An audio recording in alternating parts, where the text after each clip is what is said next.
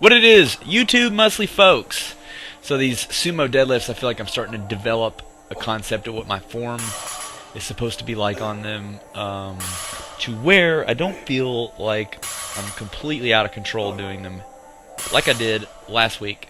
Now, I'm new to the sumos. I used to be a conventional only dude always, and I'm trying to kind of beef up my internal and external rotators of the hip. I'm just trying to really kind of strengthen up parts of my legs that just really haven't kept up in pace. So I'm actually not as strong on sumos as I am on conventionals, which is not normally how it is, I know, for most people. It may have something to do with my limb lengths, too. I have some weird limb lengths for my height. I'm 5'11". I feel like my legs are kind of short. My torso is kind of long in terms of the way my body is set up. So some things, I guess the sumo kind of minimizes your leg length a little bit more, maybe, by spreading your legs out. So I don't go as wide, I think, as most people do. Honestly, if I went any wider, I feel like my inner thighs would rip out. So here's, for example, this is 255, which on conventional, to me, 255 is like maybe a hard 10, maybe a hard 13. And here the 5 was really challenging. I felt like the weight was super heavy. And, I don't even have a concept of what this would be like at 315, which I can do easily on conventional. They say it's supposed to be easier, though, to do sumo. I guess the range of motion is lower, or shorter.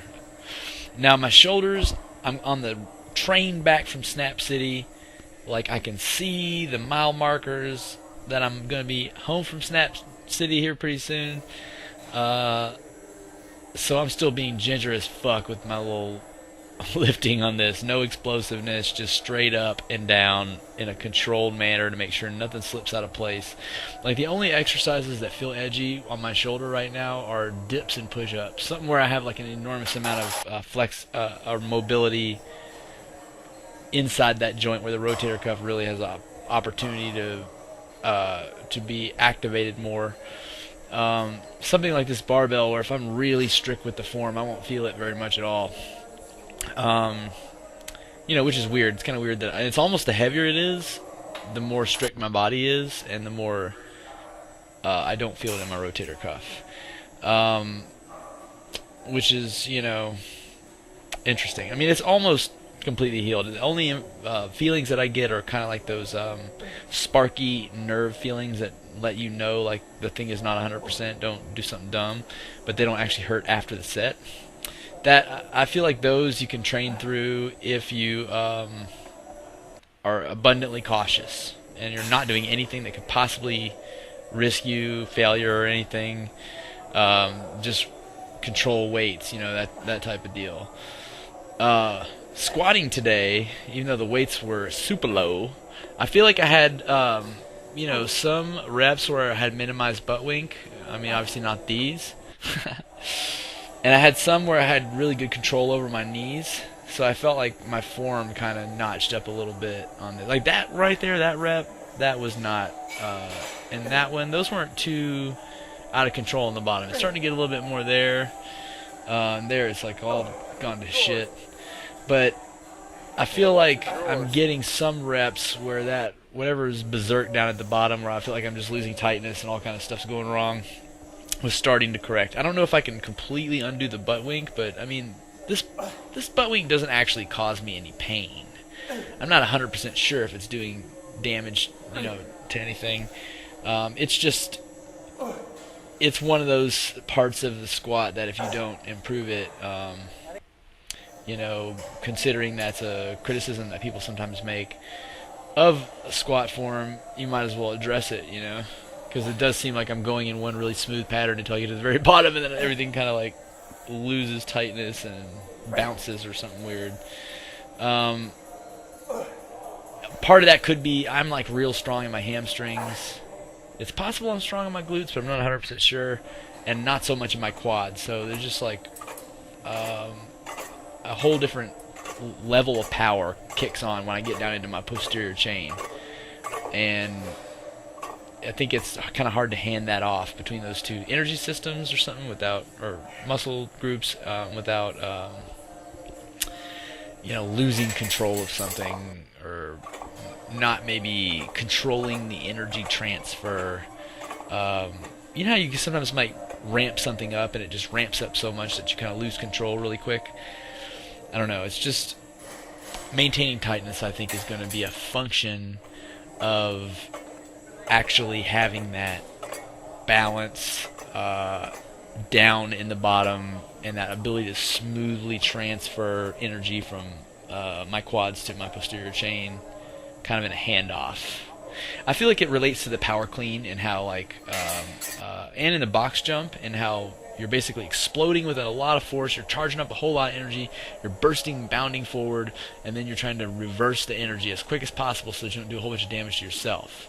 And that's the, where you kind of have to use tightening at the right sort of pace to slow that energy down in the way that causes the least damage to everything. It's kind of like if you apply a little bit of force, then a little bit more force, then a little bit more force, then a little bit more force, just so that you're slowing it down at the right pace, then you won't really, that energy transfer will be smoother,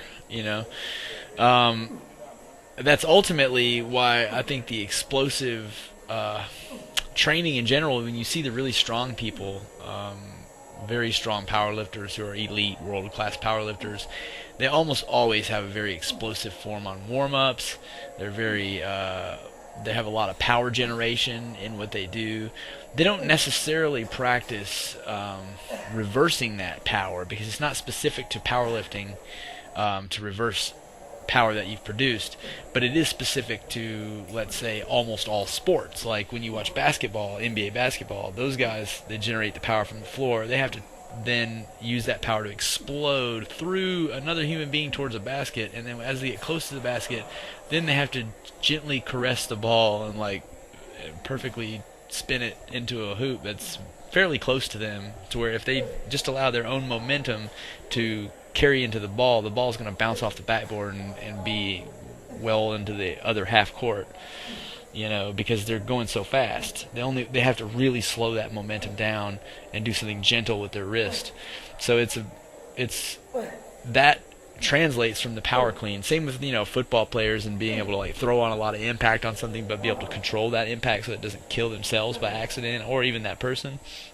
Some of those guys they've probably done steroids, and they're very big, and they're fast as somebody who's small, and they are kind of like getting hit by a car, probably, to get tackled by a defensive end in the NFL. It definitely costs you days of your life when you have that experience of being tackled by an NFL player.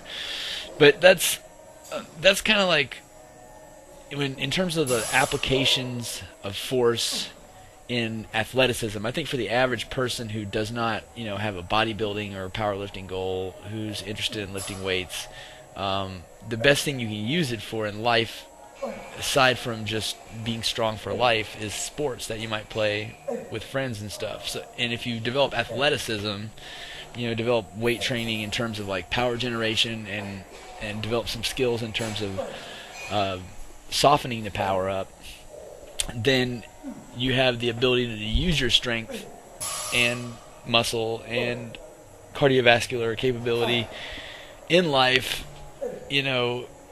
as an adult, in a way that's fun and just sort of specific to things you would actually need to do, and also kind of prepares you to be kind of injury resistant, as long as you are not trying to act like you're a pro athlete and push yourself through injuries and stuff, because you're not getting paid, as a pro athlete.